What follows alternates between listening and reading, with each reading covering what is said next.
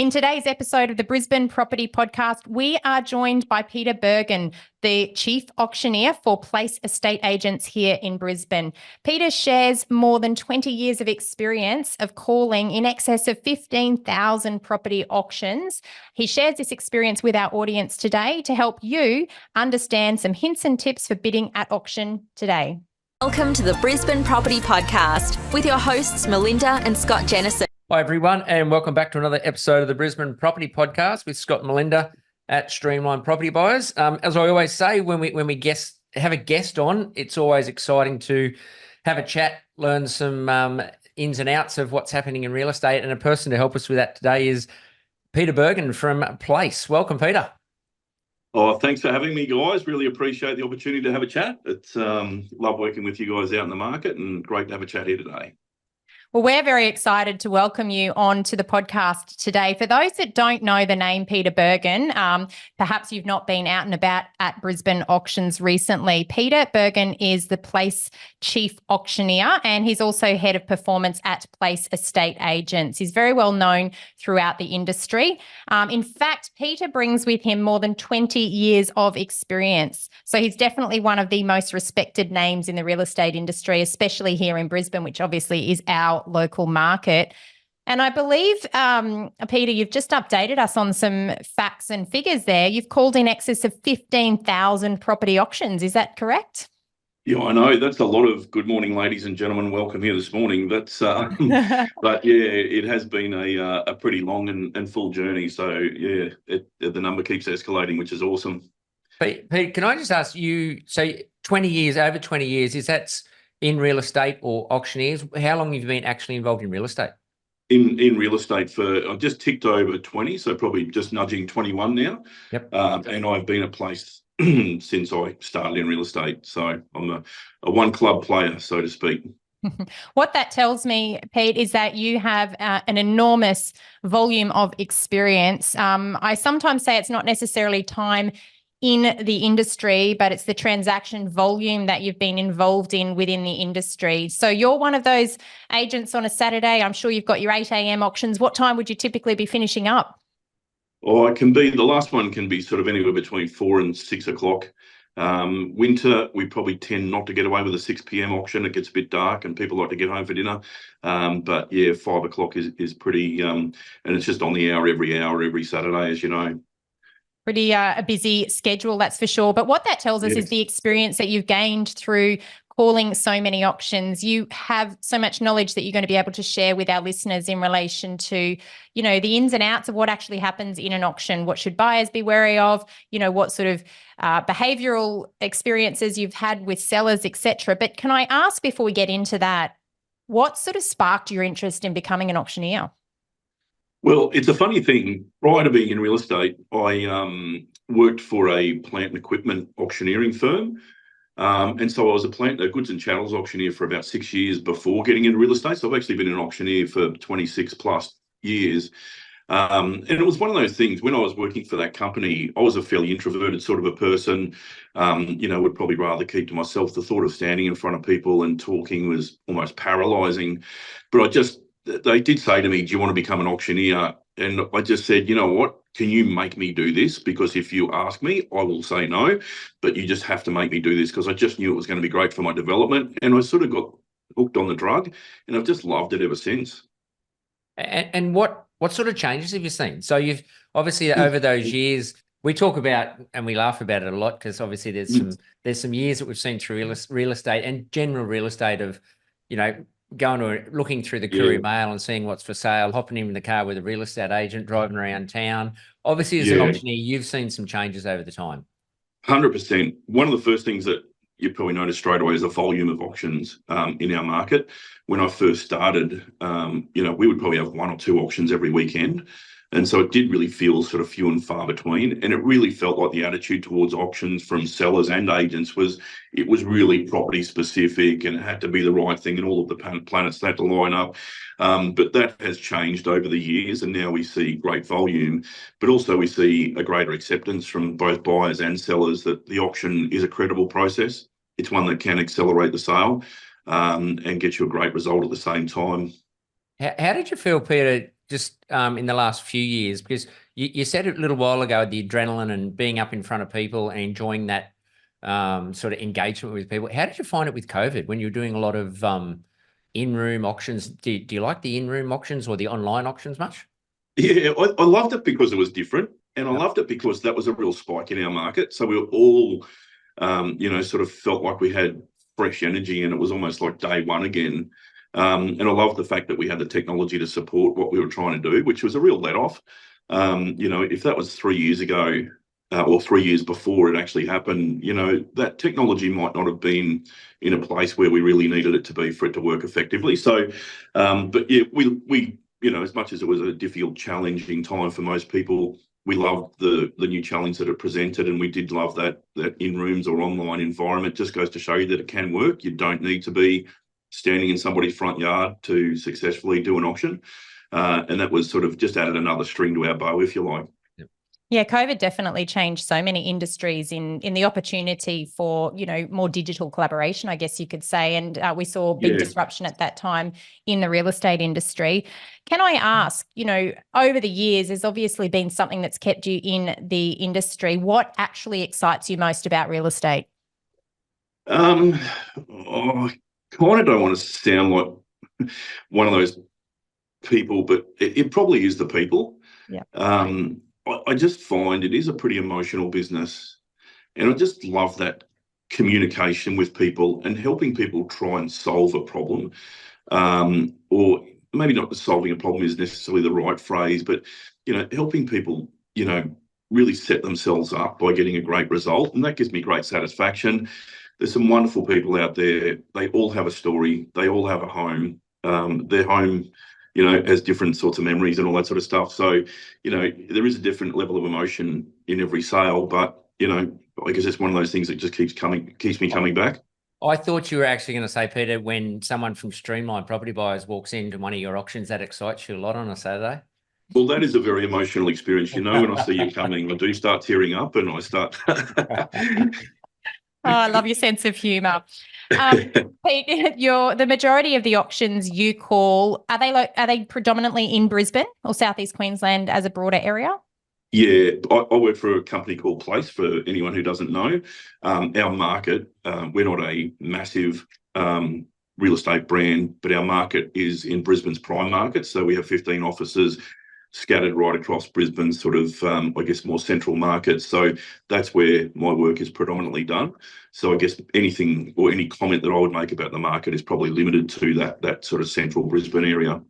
So you're probably a good person to ask then. How are you seeing the current market in Brisbane?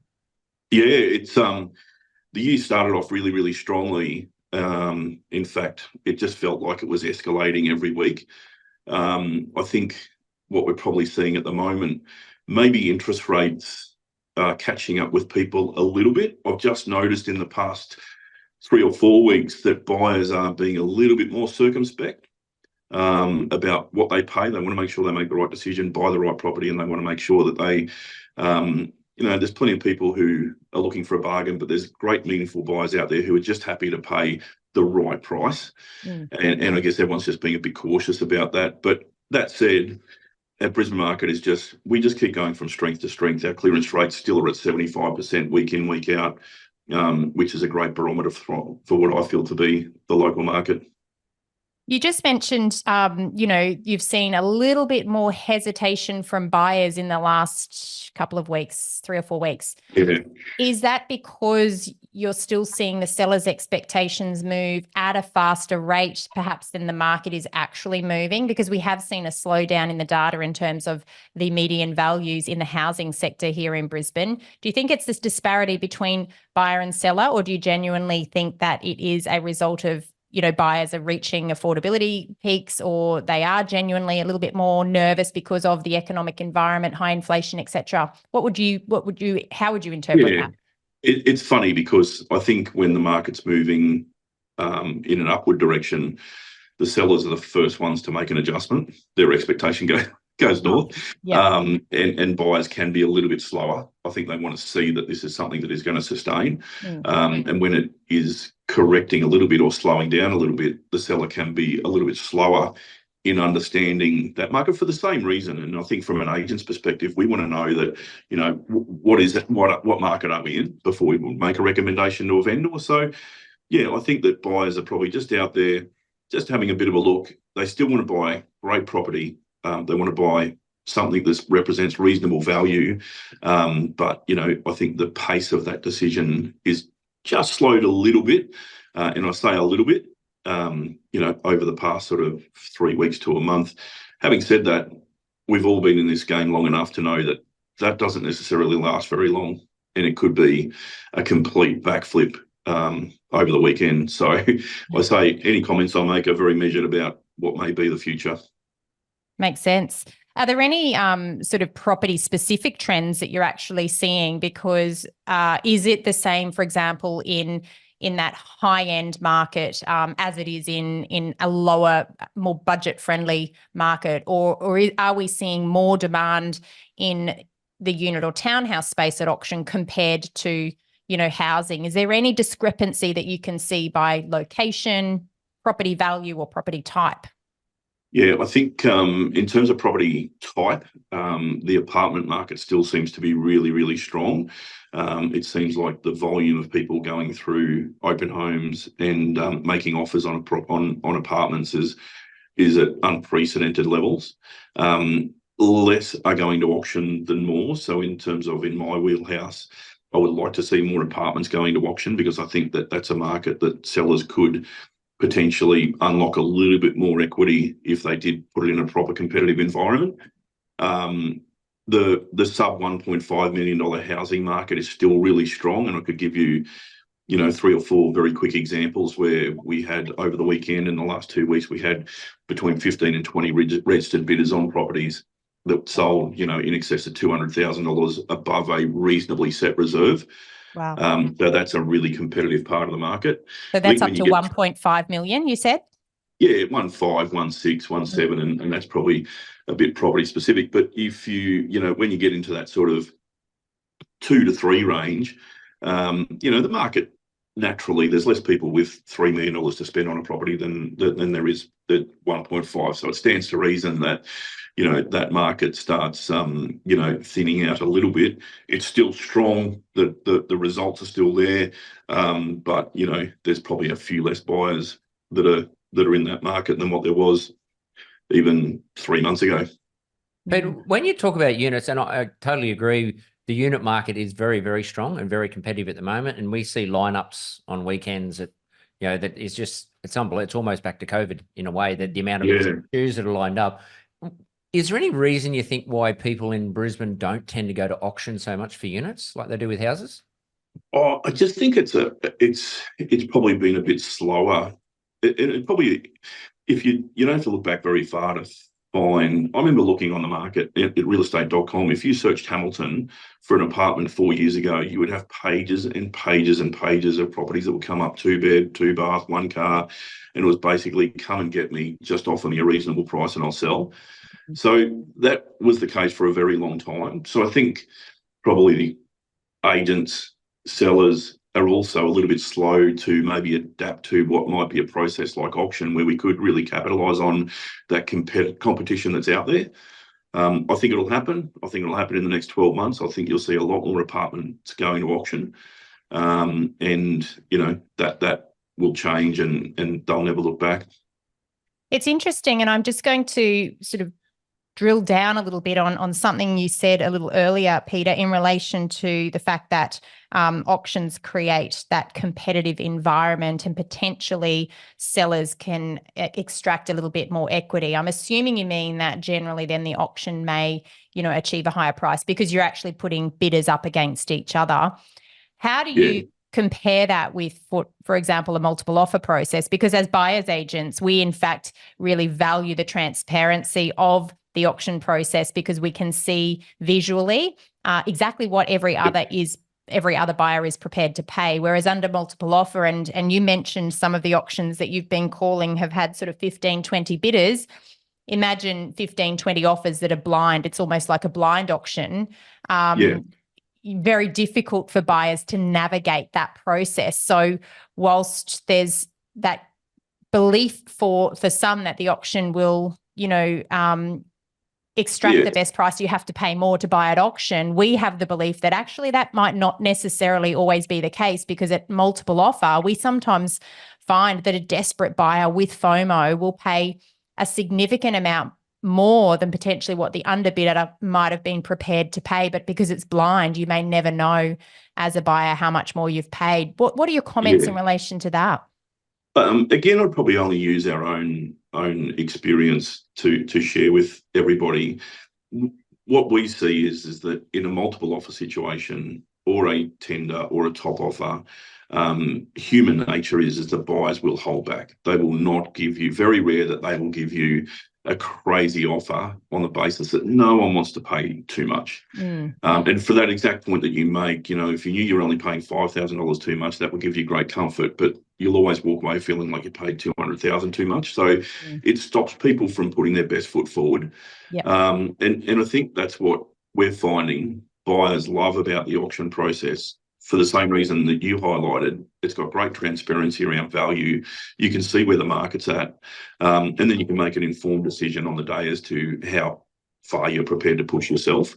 But if you've got competition in an auction, we just see that buyers just tend to keep going for that reason. And it is a confidence thing, and they know that they've got to pay what they've got to pay. There's no blind offer situation, and it doesn't leave them scratching their head. If they're prepared to walk away, well, they know that they missed out on fair terms. Absolutely. Yeah. Peter, on a little bit of a lighter note, and when people see you out in the weekend, are you born and bred Brizzy? No, I actually I spent the first part of my life in Melbourne until I was about 11 years old. So I have got a little bit of. Why do you ask? I'm nervous. Why are you asking? Oh no, just general questions. And what sort of sport do you follow, and what team do you follow up here? I do like maybe the AFL. Not up here. I do like Carlton. Actually had something to support in the last couple of years. It's been a fairly long drought. Watch a bit of Brisbane Broncos and any of the local. Well, I don't like the Lions. I like Carlton, so I can't say I just follow the local team. Can't change your blood to be a Lions supporter. So coming from Melbourne, then you'd be a bit of a coffee drinker. What's your favourite coffee, mate? I'm simple. I just like. I'm almost embarrassingly simple. I'm just like small cappuccino, 1 sugar. Beautiful. It's like I feel like I should have something fancier. We work on James Street. Everyone's ordering lattes with camel's milk, and I'm like, small cap, 1 sugar. I think when you live a busy life, that's just one decision you don't have to make. Keep it simple, get your coffee and move on. But there's so many varieties. I think you'd have to try to, get a very unique coffee order. So we're pretty similar there too, Pete. Yeah, I figure there are less of a chance at stuffing up my order if I keep it simple for them. See, so there's a free tip for all our listeners that turn up to one of your auctions. Walk in with a cappuccino with 1 sugar and say, "Go the Blues," and you'll have Peter on your side. I'll do anything I can to help you. Pete, you're obviously calling a lot of auctions every weekend. Can I ask, outside of obviously being the bidder that has the highest budget, are you seeing any strategies that buyers at auction are using to try and win their auctions? As we know, if you've got a higher budget, quite often that's going to be the determinant. But are you seeing any strategies that people are using that can potentially deter other buyers that you can share with our audience? I think, you guys are good examples of this. Like, the best way to deter other buyers is to assert yourself at the auction, get in there and start bidding. There can be a bit of a natural, feeling that you've got to start the auction low and then you've got to sort of shorten the increments as much as you can. That tends to make it too easy for competition to come back at you. I think you've got to get involved, start at a reasonable price, a price that you're comfortable with, of course, but a price that might make others uncomfortable. And then, really go hard up to the point where you sort of, where you feel like your limit might be. And I think we often talk about having 3 figures in mind. Justin Nickerson puts this well. I think he's got a sort of an ideal figure that you like to purchase the property at, where it's an easy decision, a fair price, which you believe is to really probably be roughly where the value is at, and then an absolute figure. And the absolute figure might be that, hey, if I get pushed by other buyers, what would I stretch to? And I think if you can go as fast as you can to that fair price, you're a chance at sort of sort of taking out a little bit of the competition because they just see that you're going to bid and you're going to bid all day as if there's no budget. Mm. And I'm you going guys to do ask, that and well. you may or may not be willing to share because I don't want you to give away the secrets of your trade. So just let me know if you're not willing to share. But what are you looking for in bidders' body language and activity that indicates that they're hurting, which can be a sign that they're reaching their maximum bid limit? For most people, it's a really hard thing for them to hide. And I don't think you need to be an expert to see that people are sort of starting to get uncomfortable. They might look to their partner a bit more, sort of consult between bids. The pace of the bid starts to slow. They just sort of start feeling like they've got a bit of fatigue. And that's probably the ultimate telltale sign when you think, these guys are sort of starting to stretch now. Yeah, certainly makes sense. Something that we often do, watch the other bidders. Obviously, when we're representing clients, it can be a telltale sign. And then knowing that we're always working under instructions and we use that absolute maximum walkaway price, as our instruction point for where we are legally able to bid up to. And of course, as buyers agents, we can't actually change those instructions unless it's in writing during an auction. So, for people that are representing themselves, we always recommend have that number in mind, because if you have to have those discussions during an auction, other bidders and the auctioneer, they're going to be looking and noticing that you haven't set that limit. Yeah, absolutely. And the thing I'd say there too is that if you're not comfortable bidding at an auction, have someone represent you, like yourselves or similar, because it just might make life easy. Someone standing there without the same level of emotion or nerves that you've got might just be able to sort of breeze through that process. And if you're there, they can consult you. If you're on the phone, they can quickly, and I've seen you guys jump on the phone to a client and so say, hey, are you sure? Is there any more? And then you've got the ability to make a decision as you go. But it doesn't have to be an incredibly nerve-wracking thing. There are some nerves attached to it. The vendor's nervous, buyers are nervous. We can't take that away totally, but if you're a wreck about it, get someone to represent you. For a small investment, it just would be I think that's a great thing. But in the current market with the sellers and buyers and that gap sometimes that you do get at auctions if you haven't hit the reserve, for example, who are you sort of seeing at the moment in the current market? Are you seeing the buyer or the seller tending to move more? It's probably half and half. It is probably just a bit of a compromise. And I think even from our point of view, it's that we don't push our sellers to set their reserve at a really aggressive level. So we probably always leave it to the point where, hey, let's see how the auction goes. And if we need to pause it and go and make it, and you've got the ability to make a decision, well, then you can do that. And, it gives us an opportunity to talk to the buyer as well. Sometimes that decision is driven by the fact that you may also have people who weren't in a position to bid and meet auction terms that have given you an indication that, hey, they would be a buyer on these terms at this price. Now, it would make sense for most sellers to make some kind of compromise on price to get an unconditional sale, just because there's no risk attached to that. But if that gap is big or bigger, we would want to make sure that the buyer who could bid at the auction had an opportunity to increase their position, and the vendor had an opportunity to make a decision around that as well. That's a really good thing to bring up. I know that there's a lot of people that are migrating to Queensland. They're coming up from Sydney, Melbourne, other states from Australia. We've also got international migrants. State laws prescribe different rules for auctions. Now, when you're speaking to buyers and, you're suggesting that they need to meet the seller's expectations, or there needs to be some movement in their offer, and the seller, potentially needs to drop to try and bring the deal together on auction day, there's still some buyers in the market that think that they will hold that first right of refusal if they're the highest bidder and the property passes in. Can you just explain the legislation here in Queensland for those that may not understand, our process here?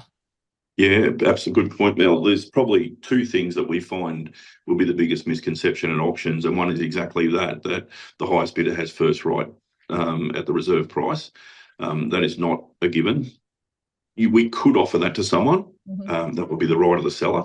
If we thought there was some value in that process, well, then we would do that. And the other one is that the auctioneer has to announce the property on the market.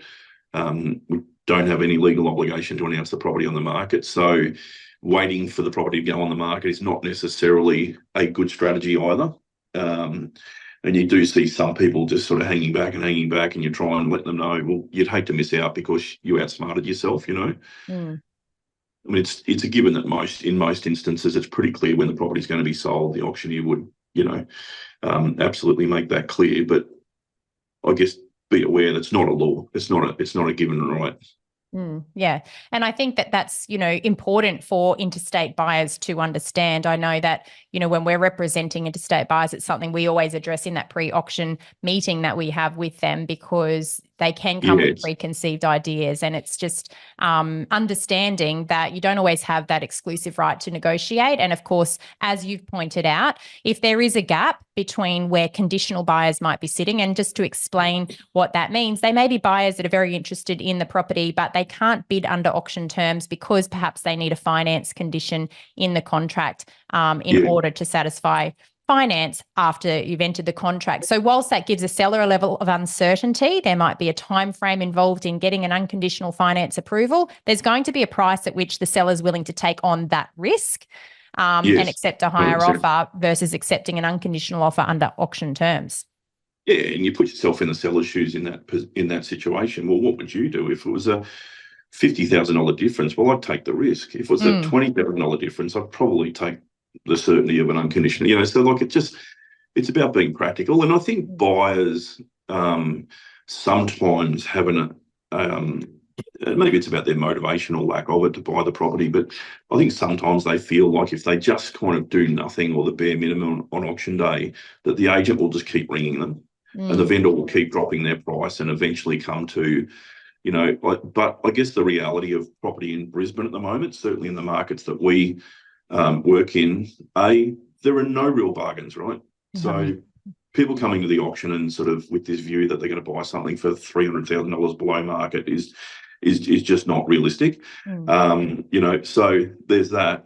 And there's also enough buyers in the market to ensure that if the vendor did decide to pass the property in at auction and exercise a bit of patience, that property's going to sell. And so it's not like the property is just going to keep coming to you. So that's why we just sort of try and encourage buyers to say, hey, put your best foot forward today.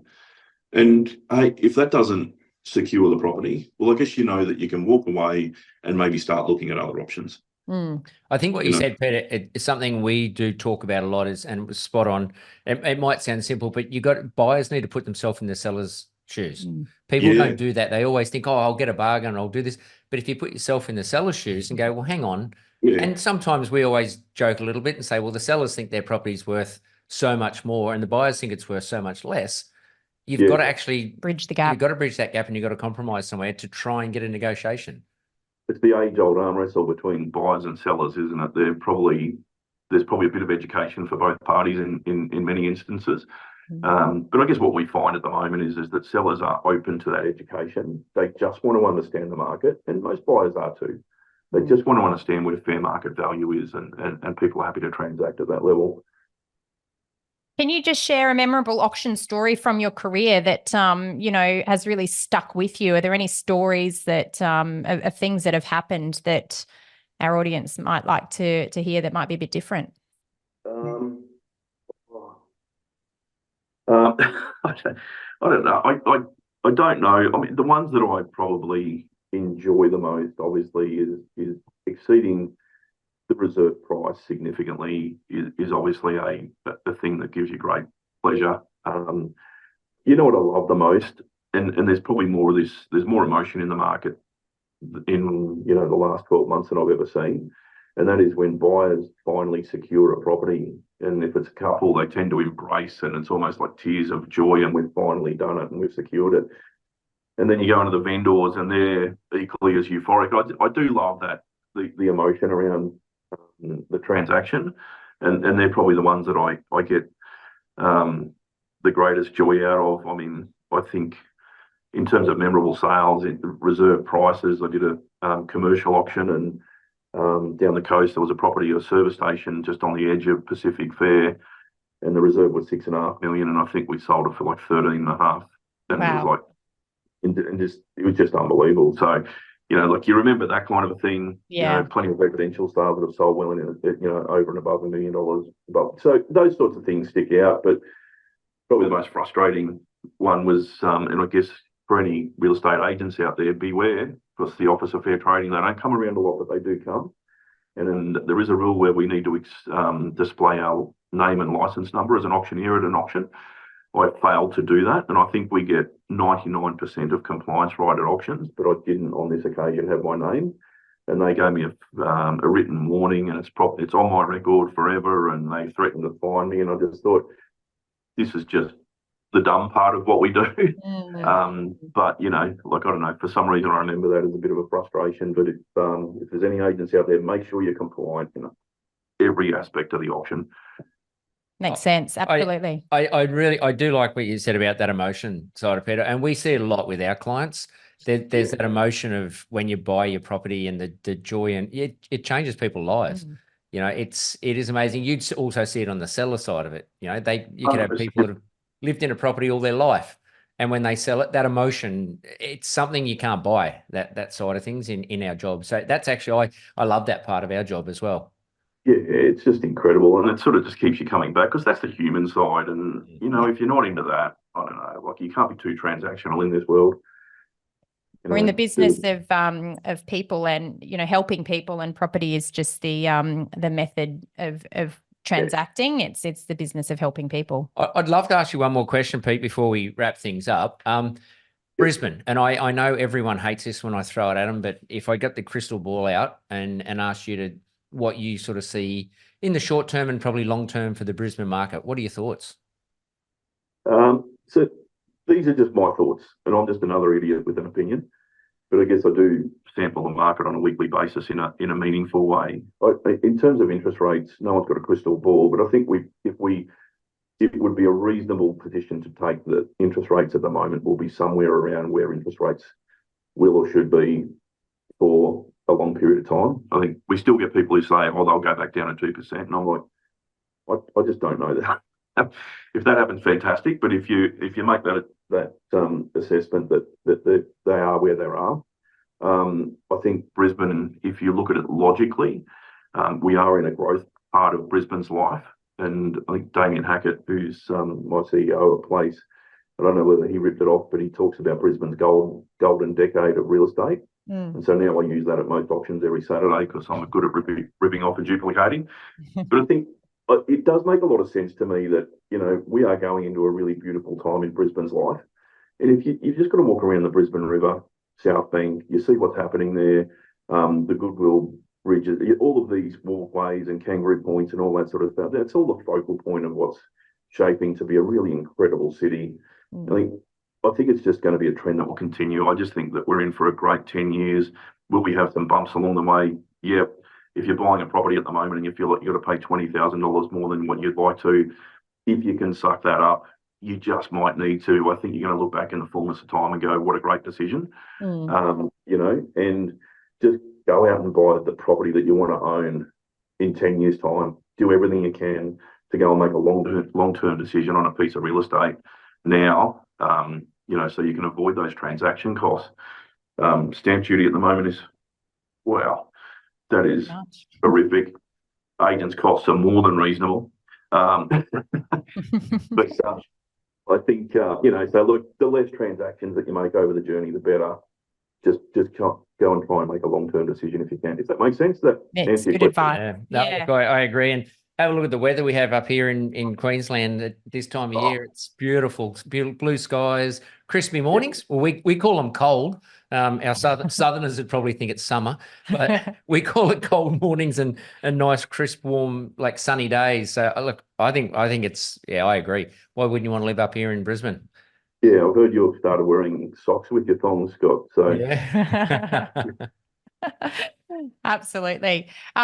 Peter, I've loved hearing the journey, especially the information that you shared around the fact that you were an introverted person, that you felt paralyzed standing up in front of people many years ago, and yet here you are as one of the most respected real estate auctioneers here in Brisbane. Congratulations on that journey. It's been an absolute pleasure to invite you onto our podcast to share your story and also to share your knowledge with our audience. Well, flattered that you would have me on board, and thank you so much for your kind words. Thanks, Peter. Look, as Melinda said, look, I love getting out and walking into those place auctions on a Saturday. It's always nice to say hello to Peter and the team that he's working with on those days. So, mate, thanks again for taking time out of your day to speak to us, share some of your knowledge and experience with our listeners. And I'll let Melinda wrap things up as I normally do. From myself, take care and bye for now. Yes, thanks everyone for joining us once again on the Brisbane Property Podcast. As always, if you have enjoyed this episode, please leave us a review, share the episode with friends and family, especially anyone that's looking to bid at an auction in Brisbane. Peter has shared some tips that you can listen through to get an added advantage. We hope to speak to you again next week. In fact, we will be speaking to you again next week. So until then, bye for now.